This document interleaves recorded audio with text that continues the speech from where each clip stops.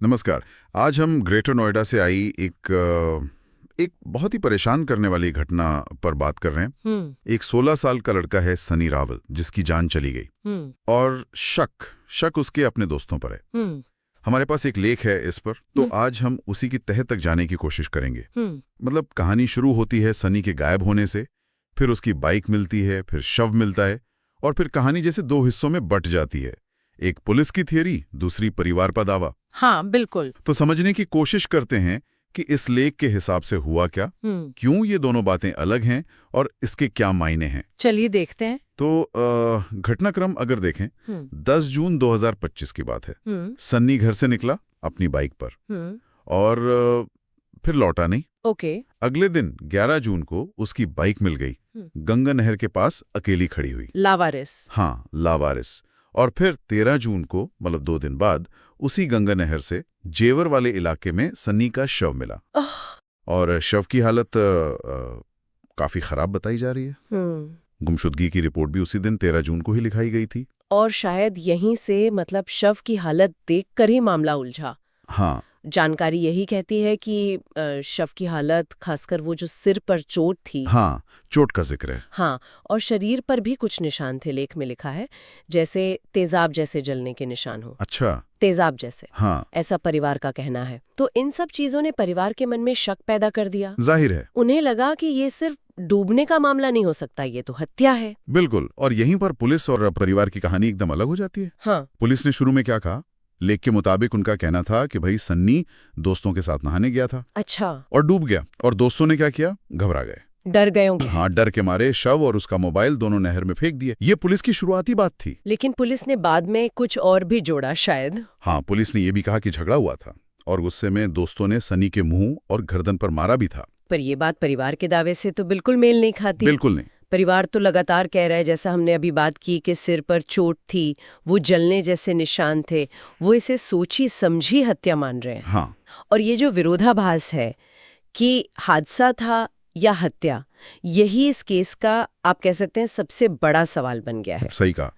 अक्सर ऐसा होता है जब तक सारी जांच पूरी ना हो। तो फिर सवाल आता है कि अगर ये हत्या थी, जैसा परिवार कह रहा है, तो वजह क्या थी? झगड़ा क्यों हुआ? वजह, पुलिस के मुताबिक वजह बहुत ही छोटी सी लगती है। पैसों को लेकर झगड़ा। पैसों को लेकर? दोस्तों में? हाँ।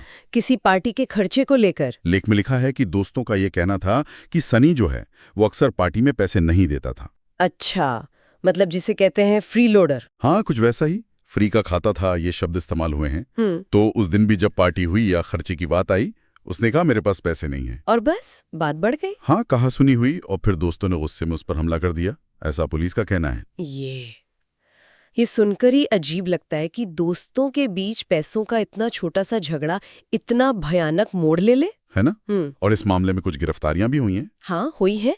एक लड़का है 18 साल का, विपिन, उसे गिरफ्तार करके जेल भेजा गया है। ठीक है।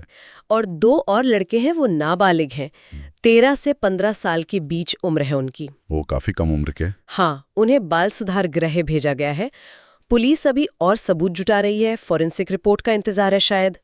वो रिपोर्ट आने के बाद ही तस्वीर और साफ होगी। पर ये घटना सिर्फ एक केस नहीं लगती।